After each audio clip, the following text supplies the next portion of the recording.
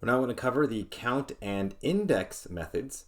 So the count method is pretty simple. It returns the number of occurrences of a specific object that you're looking for. So let's go ahead and create again a list.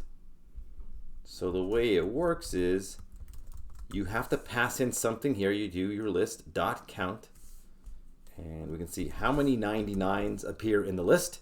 Well, there are two 99s.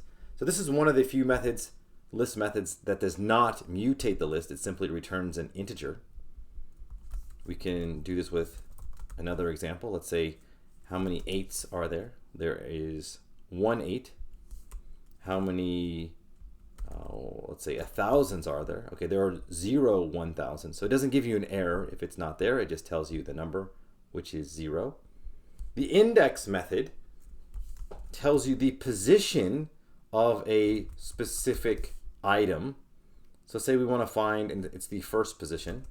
So you have to give it a item like 99. Okay, where is 99 located?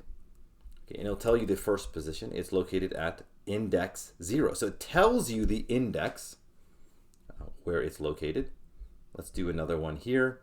Let's see, index of 100. It's in index 6.